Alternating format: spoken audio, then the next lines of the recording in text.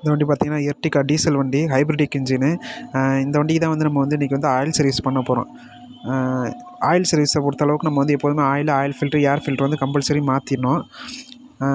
இந்த வண்டிக்கு வந்து பார்த்திங்கன்னா ஏர் ஃபில்ட்ருலாம் வந்து இப்போ நான் எடுத்து காட்டுறேன், எந்த அளவுக்கு மோசமாக இருக்குன்னு உங்களுக்கு தெரியும்.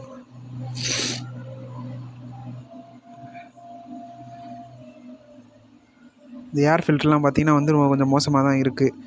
இந்த வண்டிக்கு வந்து நம்ம ஆயில் சர்வீஸ் மட்டும் இல்லாமல் பிரேக் கிளீனிங்கும் வந்து நம்ம வந்து சேர்த்து பண்ணிட போகிறோம்.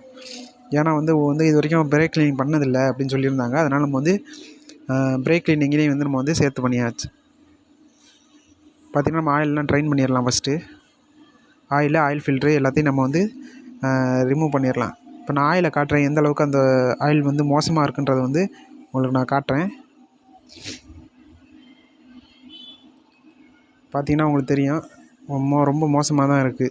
ஏன்னா கஸ்டமர் வந்து எக்ஸ்ட்ரா வந்து கிலோமீட்டர் ஓட்டிட்டாங்க. நம்ம வந்து 10,000 கிலோமீட்டர் கொண்டு வர சொல்லியிருந்தோம். நம்ம வந்து 10,000 கிலோமீட்டர் கொண்டு வர சொன்னதுக்கப்புறமும் கஸ்டமர் வந்து 1000, 2000 கிலோமீட்டர் கூடவே ஓட்டிட்டா. அதனால் வந்து நம்ம வந்து அதையும் சேர்த்து மாற்றிடுவோம். பார்த்திங்கன்னா நம்ம வந்து 4 வீலையும் லூஸ் பண்ணி கழட்டி எடுத்தாச்சு. இதில் பார்த்திங்கன்னா நமக்கு வந்து பின்னாடி பார்த்திங்கன்னா பிரேக் ஷூவெல்லாம் வந்து எப்போதுமே நம்ம வந்து ஏர் அடித்து போடுறது வந்து ரொம்ப நல்லது. ஏர் அடிச்சுட்டு இதுக்குன்னு தனியாக ஒரு பிரேக் க்ளீனர் ஒன்று இருக்குது. நம்ம வந்து அதையும் வந்து போட்டுடலாம். பார்த்திங்கன்னா எந்த அளவுக்கு தூசியாக இருக்குன்றது வந்து உங்களுக்கு தெரியும். இப்போ நீங்கள் இதில் ஏர் அடித்தாலும் அதில் அவ்வளோ தூசி வந்து இதில் பறக்கும். இப்போ இது வந்து இதுக்கு அடுத்துள்ள இதில் வந்து நான் வந்து அந்த ஏர் அடிக்கிறத வந்து நான் காட்டுறேன். 2 சைடுமே வந்து ரொம்ப உள்ளே வந்து டஸ்ட்டு அதிகமாக இருந்துச்சு. சிலிண்டர்லாம் பார்த்திங்கன்னா எந்த ஒரு லீக்கும் இல்லை. ஸ்கோரிங் அதாவது கோடு எதுவும் நமக்கு வந்து விழுகலை.